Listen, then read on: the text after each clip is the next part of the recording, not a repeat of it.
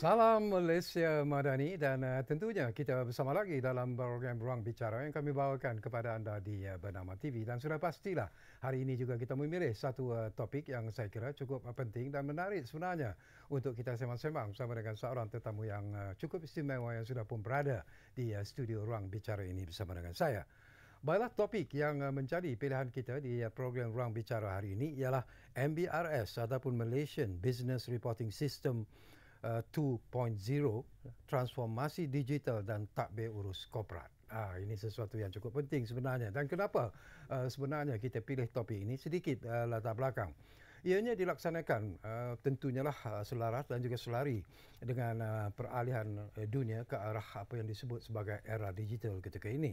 Dan dalam usaha berterusan bagi meningkatkan kecekapan tadbir urus korporat dan juga pematuhan undang-undang, Suruhanjaya Syarikat Malaysia ataupun SSM terus memperluaskan pelaksanaan proses pendigitalan bagi kaedah serah simpan dokumen-dokumen berkanun.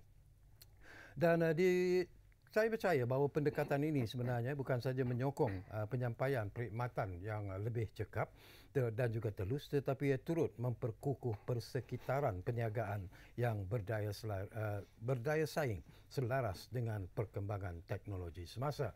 Jadi inilah antara intipati perkara yang akan kita sentuh dalam program Ruang Bicara yang dibawakan kepada anda hari ini. Tapi izinkan saya terlebih dahulu memperkenalkan tetamu yang sudah pun bersiap sedia bersama saya di studio. Kita ingin mengucapkan jutaan terima kasih dan juga selamat datang kepada yang berbahagia Encik Kuzairi Yahya yang merupakan Timbalan Ketua Pegawai Eksekutif Pendaftaran dan Perkhidmatan Perniagaan di Suruhanjaya Syarikat Malaysia ataupun SSM. Jadi Encik Kuzairi, apa khabar? Baik, Alhamdulillah Datuk. Sehat, terima kasih. Okey Datuk. Rupanya ini pertama kali bersama kami di program Ruang Bicara. First time dengan bernama Datuk. Kami cukup gembira sebenarnya dapat bersama dengan Encik Kuzairi dan macam saya katakan ini merupakan topik yang cukup penting dan menarik sebenarnya. Betul. Tetapi mungkin jauh lebih menarik saya kira kalau ramai jugalah yang suruh saya bertanya sebenarnya sebelum kita pergi kepada lebih mendalam lagi tentang topik yang menjadi pilihan kita ini. Mereka nak tahu jugalah tentang fungsi dan juga peranan yang dimainkan oleh Suruhanjaya Syarikat Malaysia itu sendiri secara ringkasnya. Jadi mungkin kita boleh kongsikan bersama dengan Tuan? Boleh Tok. Permulaan yang baik, soalan yang cukup baik untuk saya buka perbualan kita pada kali ini. Ya. Jadi apa yang saya boleh katakan, SSM tidaklah baru di Malaysia ini. Ya. Kami adalah sebuah badan berkanun yang ditubuhkan hasil penggabungan pejabat pendaftar syarikat dan juga pejabat pendaftar perniagaan. Okey. Dan kami mula beroperasi di bawah nama Suruhanjaya Syarikat Malaysia pada tahun 16 April 2002. Jadi sebelum ini kami beroperasi di bawah dua pejabat pendaftar. Baik. Jadi antara aktiviti utama SSM adalah sebagai agensi yang bertanggungjawab ke atas pendaftaran syarikat, pendaftaran perniagaan dan juga pendaftaran perkongsian liability terhad.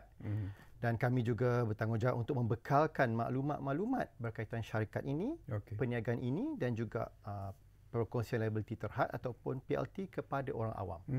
Ialah satu maklumat yang boleh dibeli oleh orang awam di Malaysia. Baik. Jadi sedikit tambahan maklumat sebagai autoriti utama dalam tadbir urus korporat. SSM memastikan pematuhan undang-undang syarikat, undang-undang perniagaan dan PLT ini melalui penguatkuasaan, pemantauan, pendidikan yang berkesan. Dan kami menggalakkan ketulusan dan accountability. Dengan ini SSM menyumbang kepada pertumbuhan dan daya tahan sektor korporat serta perniagaan di Malaysia. Jadi penubuhan SSM ini juga membawa di bawah pentadbiran kami 7 undang-undang sebenarnya Datuk. Yang pertamanya Akta Suruhanjaya Syarikat Malaysia itu sendiri 2001 iaitu akta tubuh kami. Yang kedua Akta Syarikat 2016, Akta Skim Kepentingan 2016, Akta Pendaftaran Perniagaan 1956. Itu menggambarkan betapa tuanya SSM ini. Akta Perkongsian Liability Terhad, Akta Syarikat Amanah 1949 lagi dah wujud. Dan yang terakhir sekali Akta Larangan Kumpulan Wang Kutu 1971. So orang mungkin bertanya kan, kutu tak boleh main kan? Kan mak bapak kita main kutu. Tapi memang tak boleh lah sebenarnya ya. Tapi ini hanyalah akta larangan. Tapi kita pergi kepada topik yang pada hari ini, cerita kutu lain masa tu. Okey, menarik sebenarnya Encik Kuzari. Yalah, kita pergi kepada topik yang ingin kita dapatkan pencerahan sebenarnya. Ini berkaitan dengan apa yang disebut sebagai Malaysian Business Reporting System ataupun MBRS 2.0 ini. Kenapa ianya dianggap penting sebenarnya bila kita bercakap tentang ekosistem korporat negara sebenarnya? Okey, baik.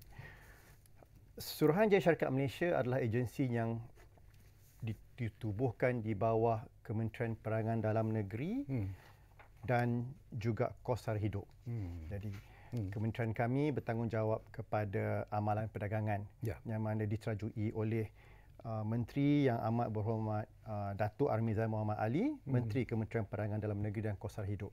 Jadi selari dengan fungsi kementerian, SSM melapor kepada kementerian apa-apa urusan berkaitan dengan SSM.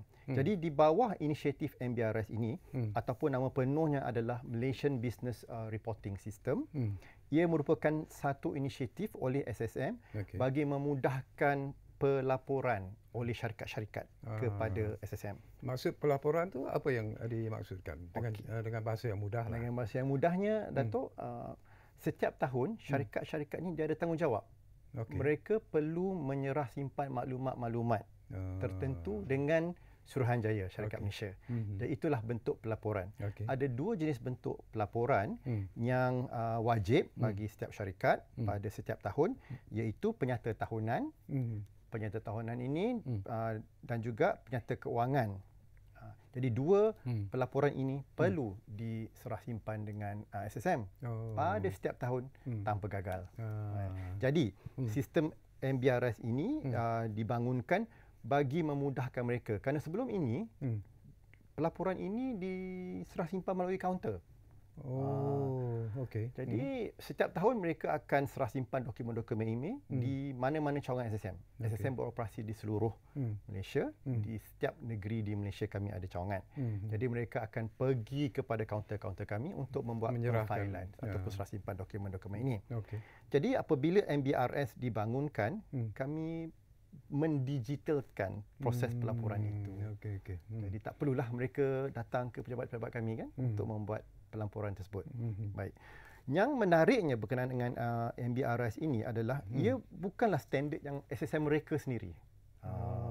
Kami apabila membangunkan sistem MBRS ini, ia berasaskan format pelaporan antarabangsa yang dikenali sebagai XBRL ataupun nama penuhnya Extensible Business Reporting Language. Jadi XBRL ini adalah pelaporan antarabangsa yang digunakan di peringkat antarabangsa di seluruh dunia.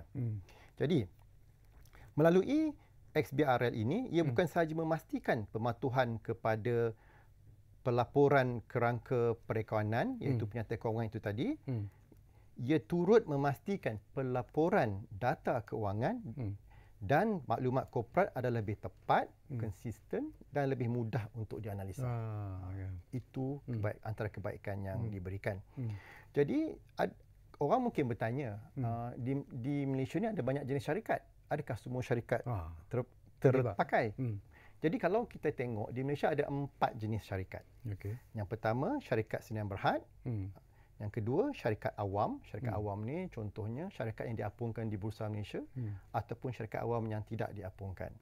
Yang ketiganya, syarikat berhad menurut jaminan. Ia mungkin datang dalam bentuk yayasan.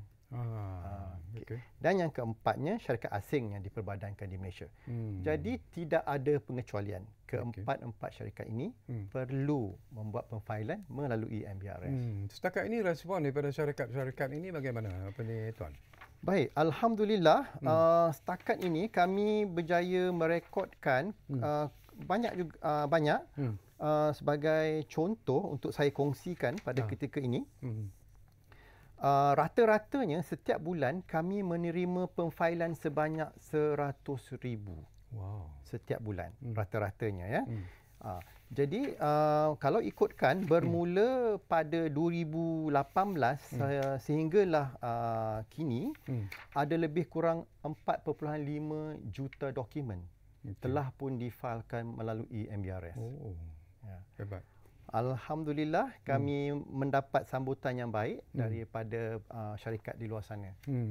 Bila kita cakap tuan tentang pelaksanaan MBRS 2.0 ini, mungkin saya percaya bahawa ada inisiatif tertentu yang dilaksanakan oleh SSM sendiri dalam usaha untuk memastikan bahawa peralihan ke versi baru ini berjalan lancar, khususnya dalam kalangan komuniti perniagaan. Jadi apa yang dilakukan oleh SSM sebenarnya? Okay. Tadi saya sebut, Datuk sendiri sebut MBRS 2.0.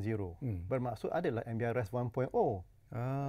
Sebelum ini ya. Ya, betul. Jadi MBRS 1.0 dilancarkan pada tahun 2018. 6 tahun dahulu. Jadi pada tahun ini kami telah berjaya menaik taraf sistem MBRS 1.0 kepada 2.0. Secara mudahnya MBRS ini dia ada 3 komponen utama. Iaitu yang pertama iaitu komponen SSM taksonomi. Ia adalah kamus elemen pelaporan keuangan dan juga bentuk dan juga bukan keuangan. Dia kena ada satu dictionary untuk dia translate ke dalam bentuk digital. Itu taksonomi yang pertama. Yang kedua, dia ada aplikasi bernama M-Tool. M-Tool ini digunakan untuk menjana dokumen-dokumen untuk pemfailan kelak. Dan M-Tool ini adalah dibangunkan berasaskan Microsoft Excel. Baik. Dengan M-Tool ini tadi dia akan jana file-file yang XBRL patuh. Baik. Dan yang ketiga sekali, apabila file ini telah pun dalam bentuk XBRL, dia akan diserah simpan ataupun difile melalui M-Portal. So ini 3 komponen utama di bawah MBRS 2.0. Baik. Yang penting lagi satu adalah memandangkan setiap syarikat perlu memfailkan audited account kan, kewangan yang diaudit. Itu menyebabkan MBRS ini perlu pastikan sistem yang dibangunkan itu mematuhi standard pelaporan keuangan yang diterima pakai di Malaysia. Jadi MBRS ini turut memastikan yang syarikat boleh memfailkan keuangan mengikut 2 standard utama, iaitu Malaysian Private Entities Reporting Standard dan yang keduanya Malaysian Financial Reporting Standard ataupun MFRS. Jadi ini adalah 2 kerangka perekonomian yang diiktiraf di Malaysia. Dan ia juga selaras dengan piawaian perekonomian yang diluluskan di bawah Akta Pelaporan Keuangan 1997. Jadi dengan cara ini, syarikat-syarikat yang menggunakan MBRS, dia pasti boleh membuat pemfailan kerana kita pastikan yang mereka boleh guna mana-mana format ini. Tertakluk kepada syarikat itu sendirilah. Bila kita bercakap tentang peralihan daripada era yang sebelum ini kepada apa yang disebut sebagai era digital ini sendiri, barangkali saya nak dapat pandangan khilaf daripada Encik Ghazari sendirilah. Bila kita cakap tentang MBRS 2.1 dan sekarang ini MBRS 2.0 ini sendiri, ada tak timbul masalah-masalah yang dibangkitkan oleh syarikat-syarikat bahawa mereka tidak dapat menyesuaikan diri dengan keadaan the so-called digitalization sekarang ini? Tuan. Ya, betul. Seperti yang kita biasa sendirilah kan, kalau kita menggunakan sistem-sistem atau perisian yang baru, dia ada learning curve. Dia kan. Jadi sebab itu dalam melaksanakan MBRS 2.0 ini, SSM menggunakan pendekatan berperingkat. Sebelum kita laksanakan secara mandatory, kami laksanakan dalam 3 fasa. 6 tahun dahulu, ia adalah secara voluntary. Syarikat boleh membuat pemfailan menggunakan MBRS 1.0 secara voluntary. Bermula naik taraf kepada MBRS 2.0, kami merasakan sudah sampai masanya. Dah 6 tahun kan mereka belajar menggunakan pemfailan melalui MBRS, sudah sampai masanya untuk syarikat ini diwajibkan untuk serah simpan.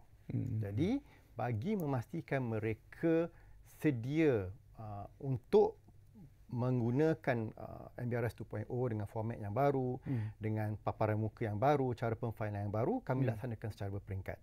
Jadi fasa pertama berkuat kuasa pada 1 Disember 2024. Fasa kedua berkuat kuasa pada 1 Mac tahun ini 2025 dan fasa yang terakhir yang mana kami mewajibkan semua syarikat yang saya sebutkan tadi di bawah 4 kategori itu wajib serah simpan menggunakan MBRS 2.0 berkuat kuasa 1 Jun 2025. Baik. Kewajipan ini sebenarnya bukanlah nak dikatakan sesuatu yang benda yang baru.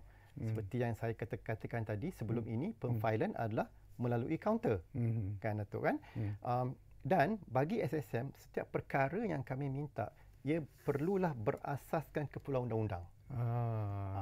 Okay. Baik. So, di bawah Akta Syarikat, MBRS ini amat berkait rapat. Kerana ia berkaitan pelaporan korporat seperti penyata kewangan dan penyata tahunan syarikat. Ini dua dokumen paling penting berkenaan dengan syarikat. Jadi, di bawah Akta Syarikat itu sendiri ada dua seksyen yang berkaitan yang mewajibkan syarikat menyerah simpan dokumen ini. Pertama, seksyen 68 yang mana seksyen ini mewajibkan setiap syarikat untuk mengemukakan penyata tahunan kepada SSM dalam tempoh 30 hari dari tarikh ulang tahun penubuhan syarikat. Jadi katalah syarikat itu ditubuhkan pada hari ini, November 5, jadi mereka perlu serah simpan tahun hadapan pada tarikh yang sama. Jadi mudah nak ingat kan? Betul. Ikut anniversary date of the company. Baik. Itu syarat yang pertama. Dan antara maklumat yang perlu mereka serah simpan kepada SSM adalah alamat pejabat berdaftar, jenis perniagaan, struktur pegangan saham, maklumat pengarah, setiausaha dan juru audit, jumlah kehutangan dan senarai ahli syarikat. Ini kewajipan yang telah pun termaktub di dalam akta. Pelaporan yang kedua iaitu penyerahan penyata keuangan pula adalah berkait rapat dengan Seksyen 259. Jadi seksyen ini menetapkan syarikat perlu menyerah simpan penyata keuangan dan laporan pengarah serta laporan juru audit kepada SSM. Jadi MBRS ini dibangunkan untuk membolehkan pemfailan dokumen-dokumen ini dilakukan secara elektronik. Okey, apa ni Tuan Kuzari? Banyak lagi persoalan sebenarnya yang ingin kita kongsikan, tapi seperti biasalah kita diarah untuk berehat dulu buat seketika. Kita pun nak bagi peluang juga pada Kuzari untuk mendeguk minuman yang kami sediakan. Terima kasih Datuk. Setakat ini menarik sebenarnya apa yang anda sebut itu, dan insya-Allah kita akan panjangkan lagi beberapa perkara-perkara penting yang perlu diwar-warkan, disampaikan kepada penonton-penonton kita. Jadi kita rehat buat seketika. Anda jangan ke mana-mana. Kembali semula sebentar saja lagi bersama kami di program Ruang Bicara yang kami bawakan kepada anda. Mana lagi? Tentunya di Bernama TV. Kita jumpa lagi selepas ini.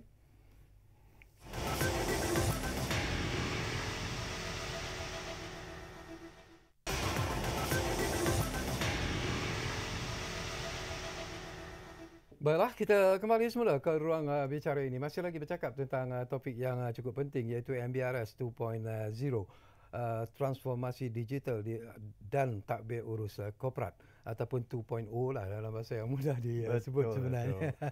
Dan kita tentunya masih lagi bersama dengan Encik Kuzari Yahya yang merupakan Timbalan Ketua Pegawai Eksekutif Pendaftaran dan Perkhidmatan Perniagaan di Suruhanjaya Syarikat Malaysia. Okey, sesuatu yang juga saya kira cukup penting untuk diwar-warkan kepada penonton kita ialah tentang ketika syarikat-syarikat semakin menitik beratkan pematuhan dan juga ketulusan, apakah manfaat utama yang dijanjikan oleh MBRS 2.0 ini kepada aspek takbir urus korporat dan kecekapan pelaporan perniagaan? Baik. Okey, Datuk, terima kasih. Kita kembali. Ya. Banyak sebenarnya manfaat yang boleh diperolehi melalui MBRS 2.0. Semestinya apabila SSM membangunkan versi 2.0, kami menerima maklum balas daripada pengguna berkenaan dengan MBRS 1.0. Di samping itu, MBRS 2.0 juga mengambil kira keperluan semasa bagi memudah carakan tata cara pelaporan kepada SSM. Baik. Ciri-ciri baru yang direka khusus untuk meningkatkan pengalaman pengguna secara keseluruhannya.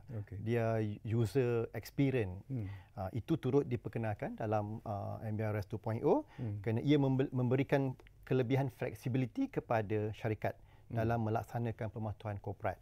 Yang pentingnya syarikat ni nak patuh. Dari mana kita nak bantu dia patuh, kita pemudahkan urusan pematuhan itu. Dan MBRS 2.0 merealisasikannya. Baik. Antara pembaharuan yang paling signifikan ialah kini MBRS 2.0 dia boleh menerima serah simpan dokumen secara dua bahasa, iaitu dalam bahasa Melayu dan juga bahasa Inggeris.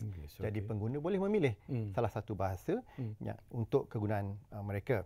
Ciri ini membolehkan pengguna memilihnya. Kadang-kadang mereka lebih familiar bahasa Malaysia, pilihlah bahasa Malaysia atau bahasa Inggeris. Terpulang, tepuk dada, tanya selera.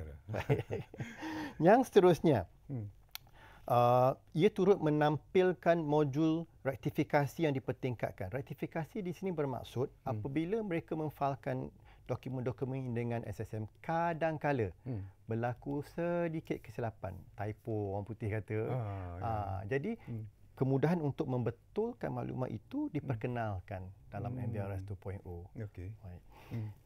Dan seterusnya, rektifikasi ini pula ia boleh dilakukan yang paling mudah terus melalui MBRS 2.0 ataupun sekiranya agak kompleks ia memerlukan perintah mahkamah untuk membolehkan daftar dokumen-dokumen ini diperbetulkan. Baik. Dan yang seterusnya adalah kini MBRS 2.0 menyokong 15 jenis serah simpan berkaitan penyata kewangan. Syarikat ini, walaupun saya kata tadi ada dua jenis standard perakaunan, MPERS dan juga MFRS, tetapi setiap syarikat itu mengikut industri mereka unik.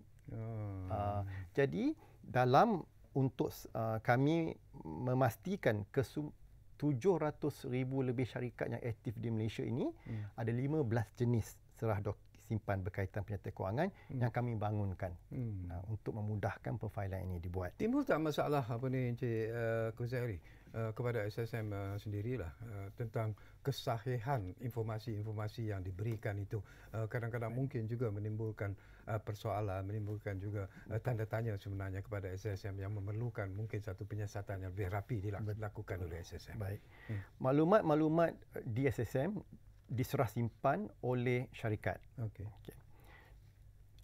Proses serah simpan itu SSM terima secara telus. Bermaksud kami menerima apa yang diserah simpan. Apa yang diserahkan. Baik.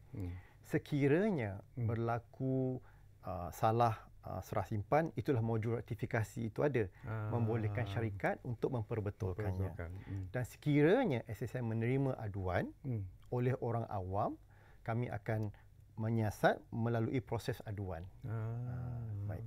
Jadi syarikat-syarikat yang menyerah simpan dokumen ini, selain daripada serah simpan dengan SSM, mereka juga perlu menyimpan di premis mereka. Jadi sekiranya berlaku percanggahan, semakan boleh dibuat oleh SSM. Menarik, menarik. Okey, satu lagi persoalan jugalah.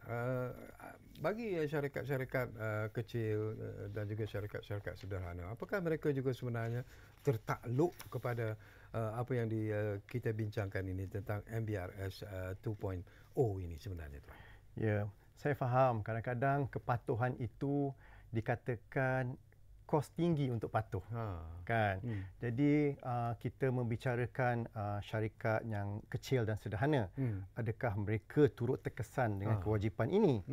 Jadi SSM turut mengambil kira keperluan semua jenis syarikat.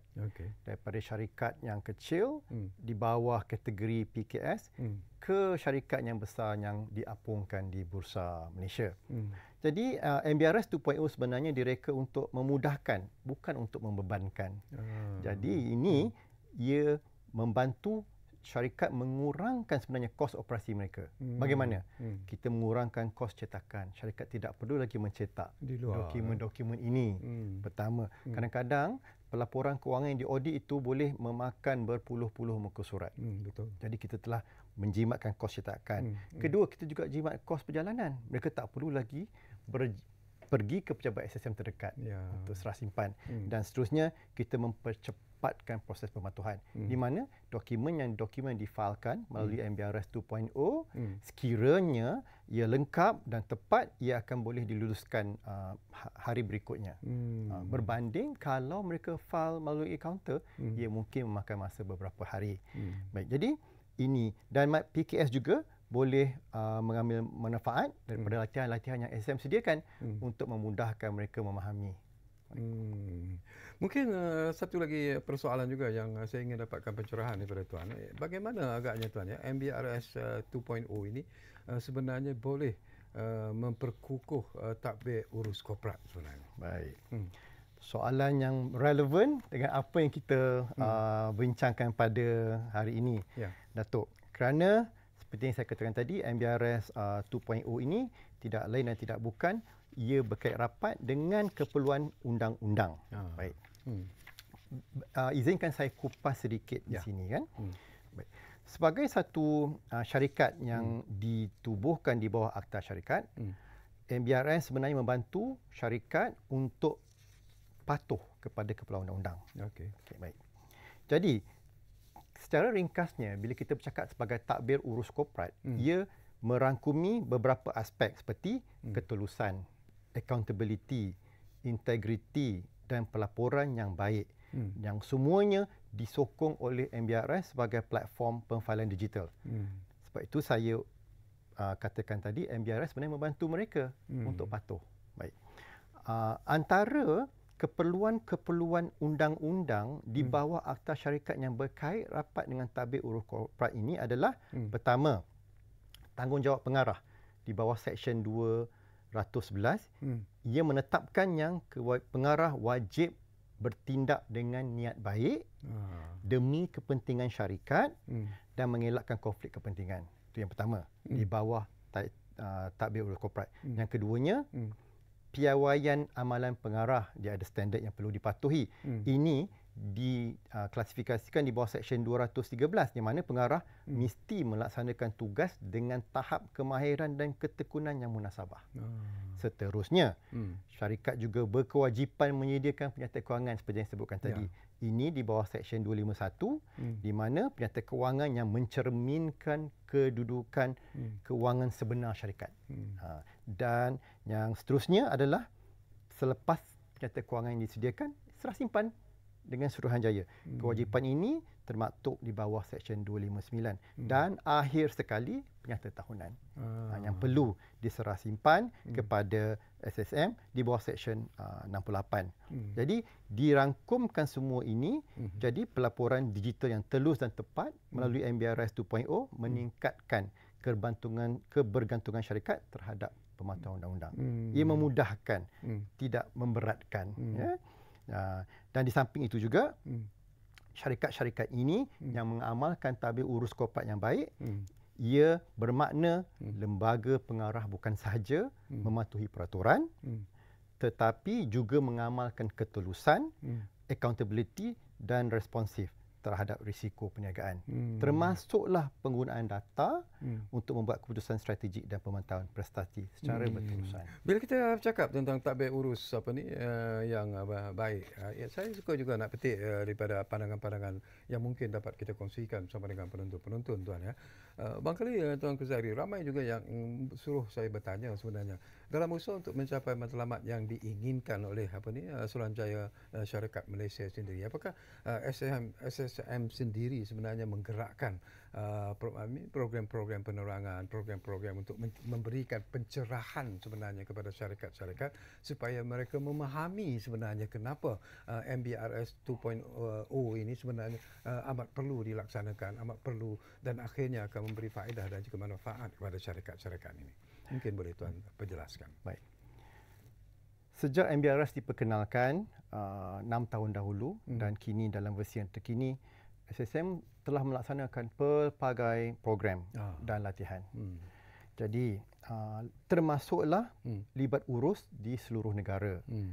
Tidak lain dan tidak bukan bagi meningkatkan tahap kesedaran pengguna dan juga mengukuhkan pemahaman para profesional korporat terhadap sistem pelaporan berasaskan SBRN ini. Latihan ini dirangka khusus untuk memastikan pengamal industri seperti setiausaha syarikat, accountant dan pegawai kewangan benar-benar bersedia untuk menggunakan pelaporan digital yang patuh piawaian antarabangsa ini. Di antara yang aktiviti ataupun kerjasama strategik yang SSM lakukan adalah kami ada 4 rakan latihan utama. Kami bekerjasama dengan Institute of Approved Company Secretaries. Keduanya Malaysian Association of Company Secretaries, ketiga Malaysian Institute of Chartered Secretaries dan Administrator, dan yang terakhirnya Malaysian Institute of Accountants. Jadi keempat-empat rakan strategik kami ni turut sama membantu bagi memastikan pengguna MBRS di luar sana bersedia untuk menggunakan MBRS 2.0 ini. Baik. Sebagai contoh, sehingga Oktober 2025, kita telah berjaya melatih lebih kurang 33,000 peserta untuk menggunakan sistem ini. Dan peserta ini telah pun menghadiri sebanyak 851 sesi latihan yang kami jadualkan. Dan latihan-latihan ini kami adakan di seluruh negara. Baik. Jadi ini mencerminkan komitmen SSM bagi memastikan pengamal korporat dapat memanfaatkan sepenuhnya teknologi digital ini. Dan selain itu, ia turut membantu peralihan daripada versi 1.0 kepada versi 2.0. Satu lagi persoalan juga yang saya nak dapatkan komen daripada tuan lah. Ini pun merupakan satu aspek bagi saya cukup penting sebenarnya. Secara ikhlasnya lah, maybe ialah soalan ini maybe a bit sensitif, tapi saya nak dapatkan pencerahan daripada SSM sendiri. Ada tak syarikat-syarikat yang masih lagi mencuba sebenarnya untuk manipulasi segala peraturan yang telah pun ditetapkan oleh SSM berkaitan dengan MBRS 2.0 ini, dan mungkin apakah masih lagi ada loopholes ataupun ruang-ruang di mana syarikat-syarikat ini akan mengambil kesempatan untuk tidak memberikan laporan yang sebenarnya kepada SSM. Baik. Okey. SSM mengamalkan disclosure based regime ataupun DBR secara pendeknya. Dengan cara ini, dan kami juga bekerja bersama dengan setiausaha syarikat dan juga accountant. Okey. Tanggungjawab untuk menyerah simpan dokumen kepada SSM adalah setiausaha syarikat. Setiausaha syarikat yang perlu memastikan dokumen-dokumen syarikat ini adalah betul tepat. Dan setiausaha syarikat ini adalah mereka yang dilesenkan oleh Suruhanjaya. Jadi kami memastikan yang mereka mempunyai kompetensi yang tinggi untuk mereka menjalankan tanggungjawab sebagai setiausaha syarikat. Baik. Itu berkenaan dengan dokumen-dokumen syarikat. Yang keduanya accountant sebentar tadi kan. Jadi accountant perlu mengaudit penyata kewangan ini bagi memastikan kedudukan kewangan syarikat itu adalah benar seperti yang dilaporkan. Baik. Okey, kita akan sambung lagi Tuan Kuzari. Kita akan berehat buat kali terakhir. Dan kembali nanti, mungkin tak banyak lagi masa yang tinggal, tapi insya-Allah mungkin ada lagi beberapa persoalan-persoalan penting yang ingin saya kongsikan bersama dengan Tuan Kuzari, kerana kita bercakap sebenarnya tentang isu yang cukup relevan sebenarnya, isu yang cukup penting, dan sudah pastilah banyak persoalan dan juga pencerahan yang ingin kita dapatkan daripada tetamu di studio, Encik Kuzari Yahya, yang merupakan Timbalan Ketua Pegawai Eksekutif Pendaftaran dan Perkhidmatan Perniagaan Suruhanjaya Syarikat Malaysia. Kita masih lagi bercakap tentang MBRS 2.0, transformasi digital dan tadbir urus korporat. Kita jumpa lagi selepas kita berehat hanya untuk seketika.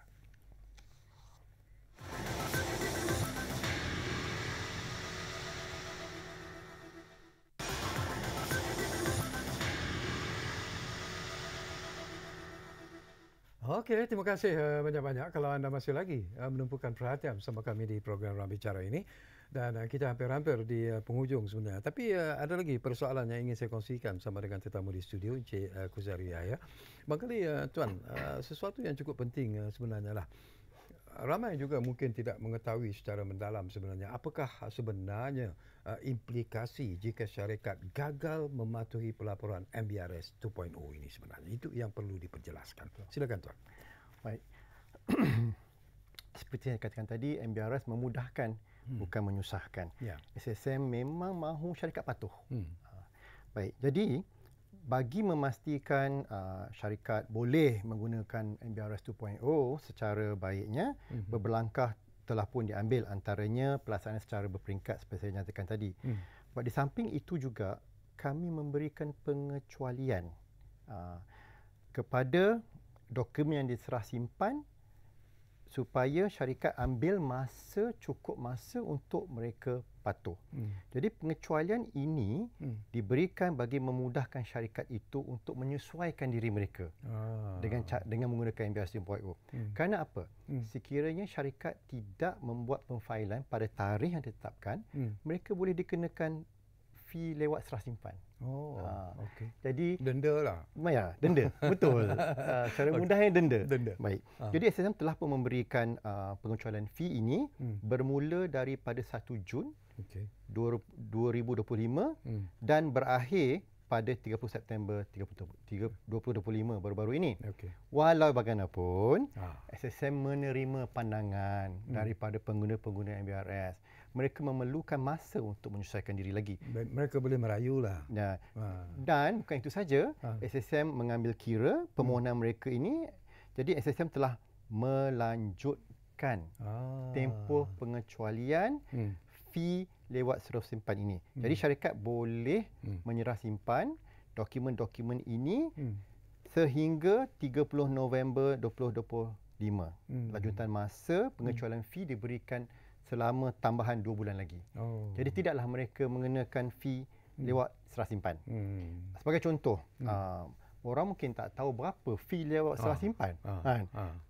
Katalah syarikat gagal serah simpan pada hari ini dan dia hanya file beberapa hari selepas hari ini, untuk syarikat Sdn Bhd, fee lewat serah simpan yang dikenakan adalah RM50.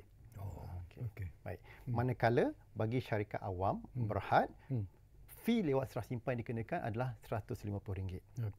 Sepanjang tempoh ini sehingga 30 November 2025, SSM beri pengecualian. Jadi tiada fee lewat serah disimpan dikenakan. Baik. Akan tetapi, baik, saya perlu juga mengingatkan syarikat untuk sebenarnya kewajipan itu untuk menyerah simpan dokumen bukanlah bermakna mereka tidak boleh mereka mengambil sambil lewa dan tak nak serah simpan dokumen. Ada kegagalan. Tadi lewat serah simpan. Sekiranya syarikat gagal menyerah simpan, ada penalti yang lebih tinggi akan dikenakan. Ya. Sebenarnya SSM bukanlah memberi pendekatan penalti ini. SSM lebih mahukan maklumat itu syarikat dikemas kini. Untuk kegunaan masyarakat luar sana, negara dalam ekonomi semasa. Baik, akan tetapi kita kena akur ada juga syarikat yang gagal patuh. Bila mana mereka gagal patuh, sebagai contoh, mereka akan dikenakan penalti compound. Untuk penyata tahunan yang gagal di serah simpan, dalam masa yang ditetapkan, syarikat boleh dikenakan penalti sebanyak RM5,000. Ya. Dan untuk penyata kewangan pula, sekiranya mereka gagal serah simpan, penalti dikenakan adalah RM5,000 juga. Tetapi penalti ini akan dikenakan ke atas setiap pegawai syarikat. Sebagai contoh, pengarah, stewardess dan sebagainya. Baik. Dan sekiranya selepas mereka ditawarkan compound ini dan mereka masih juga tidak patuh, masih juga tidak bayar, SSM tidak boleh mengambil tindakan pendakwaan di mahkamah. Dan sekiranya ini berlaku, maka denda yang lebih tinggi dikenakan bersama juga dengan hukuman penjara. Setakat ini ada tak syarikat-syarikat yang diheret ke mahkamah kerana masih lagi gagal untuk mematuhi segala peraturan yang telah pun diberikan oleh SSM, Tuan? Ada. Apa yang saya boleh berkongsi pada hari ini adalah setakat tahun ini saja, setakat Oktober 2025 bulan lepas, SSM telah pun menawarkan sebanyak 57,062 compound ke atas kesalahan tidak memfailkan penyata tahunan. Itu jumlah transaksi compound yang telah pun ditawarkan. Dengan nilai sebanyak lebih kurang 280 juta. Yang keduanya, kegagalan untuk serah simpan penyata kewangan. Sebanyak 15,165 tawaran compound telah pun dikeluarkan. Dengan nilai terkumpul sebanyak 140 juta. Selalunya apa alasan yang digunakan apabila syarikat-syarikat ini gagal untuk memenuhi apa yang diinginkan oleh SSM sebenarnya, Tuan? Pelbagai alasan diberikan, Datuk, sebenarnya. Dan kadang-kadang kita merasakan alasan-alasan ini adalah tidak masuk akal pun ada kan. Tapi apa yang syarikat boleh buat adalah mereka boleh memohon lanjutan masa. Sekiranya syarikat merasakan mereka tidak boleh menyiapkan penyediaan akaun syarikat dalam masa yang ditetapkan, mereka hanya mohon lanjutan masa daripada SSM. Dan SSM akan mempertimbangkan. Dan permohonan lanjutan masa ini pula melalui MBRS 2.0 juga. Ya. Semua dalam satu portal kami sediakan. Ya. Setakat ini, apakah Tuan merasa gembira sebenarnya dengan macam kita sebut awal tadi lah tentang respon dan juga sambutan daripada syarikat-syarikat apabila MBRS 2.0 ini diperkenalkan, Tuan? Baik. Kita cukup gembira berdasarkan statistik yang berkongsi sebentar tadi. Banyak dah lebih kurang seketika tadi 4.5 juta dokumen telah pun melalui MBRS 2.0. Tetapi kan Datuk, apa yang lebih penting lagi sebenarnya adalah bagaimana penggunaan MBRS 2.0 ini menyumbang kepada kelestarian alam semula jadi. Itu yang penting tu. Ya. Tadi saya sebut penjimatan kertas. Baik. Apabila MBRS 2.0 ini digunakan sepenuhnya, maka tiada lagi kertas. Jadi penggunaan kertas turun secara drastiknya. Ia melibatkan berjuta-juta kertas dapat dijimatkan. Dianggarkan dengan pelaksanaan MBRS 2.0, kita berjaya menjimatkan lebih kurang 22 juta kertas setahun. Baik. Mungkin kita tak boleh bayangkanlah kan 20 juta kertas ni sebenarnya banyak mana. Baik. Saya cuba bagi analogi sikit tu. Baik. 22 juta kertas ni kepada orang awam, sekiranya kita buat perbandingan, ia menyamai 229 padang bola. Itulah kebanyakan banyaknya 22 helaian juta kertas ini. Perbandingan berikutnya, semua orang kenal Menara 118. Baik. Jika kita susun kertas itu bertindih-tindih, ia melepasi ketinggian Menara 118. Berapa kali? 3.24 kali. Itulah ketinggian kertas 22 juta helai. So inilah SSM melihat bagaimana pelaksanaan MBRS 2.0 ini bukan hanya membantu syarikat, ia turut menyelamatkan alam semesta kita. Pemeliharaan alam sekitar sebenarnya. Betul. Untuk anak-anak kita, generasi seterusnya. Jadi syarikat-syarikat yang mengamalkan ESG, teknologi yang popular sekarang ini, jadi mereka boleh menyatakan penjimatan carbon footprint apabila mereka tidak lagi perlu mencetak dokumen-dokumen ini. Betul. Baik. Itu antara yang SM merasakan ia turut menyumbang kepada kelestarian alam di Malaysia. Okey, kita hampir-hampir di penghujung Tuan Kuzari. Ada lebih kurang 5 minit saja lagi masa yang diperuntukkan. Jadi barangkali di penghujung inilah ada seruan anda kepada syarikat dan juga penggubah-penggubah dasar dan sebagainya yang mungkin boleh kita kongsikan bersama dengan penonton-penonton kita sekarang ini. Silakan Tuan. Okay, baik. Terima kasih. Di akhir kata ini SSM ingin menggalakkan sebagai pengguna MBRS di luar sana untuk tidak tunggu sehingga ke hujung November. Kerana selalunya hujung November ia akan jadi peak, terlampau banyak orang akan cuba masuk sistem. Jadi jangan tunggu sehingga hujung November. Buatlah pemfailan sekarang dan patuhlah semua syarat-syarat yang SSM kemukakan. Selain pada itu, ingin saya katakan yang transformasi digital ini bukanlah lagi pilihan, ia adalah satu keperluan. Jadi MBRS 2.0 membuka ruang kepada syarikat untuk menilai semula bukan sahaja sistem pelaporan mereka tetapi juga nilai-nilai teras dalam tadbir urus.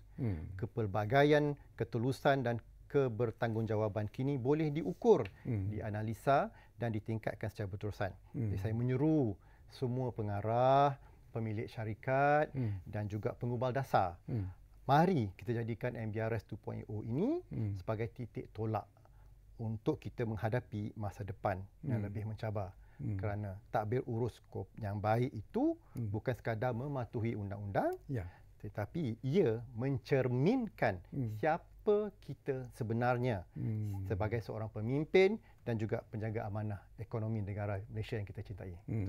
Menarik sekarang ni Tuan, penerbit kata ada lagi masa rupanya nak beri ruang lagi dan juga peluang lagi kepada Encik Ghazari menyentuh satu lagi perkara yang saya kira cukup penting sebenarnya. Ini barangkali jaminan daripada Tuan sendirilah bahawa MBRS 2.0 ini sebenarnya adalah sesuatu yang tidak akan membebankan syarikat kecil dan sederhana. Itu juga perlu diberi penekanan. Silakan Tuan. Baik. Okey, apabila saya memperkenalkan MBRS 2.0 ini, seperti yang saya katakan tadi, kita ambil kira semua jenis syarikat yang ada di Malaysia ini. Baik. Kita mengadakan latihan yang secukupnya kepada syarikat dan kita juga menyediakan dokumen-dokumen untuk mereka rujuk. Sebagai contoh, sekiranya mereka perlu menghadiri latihan-latihan yang SSM anjurkan, mereka boleh pergi kepada laman sesawang kami untuk mendapatkan jadual dan mendaftar latihan di laman sesawang kami. Latihan itu diadakan di seluruh negara? Ya, akan diadakan di seluruh negara. Baik. Ada jadual telah pun kami adakan. Baik. Itu latihan secara rasmi.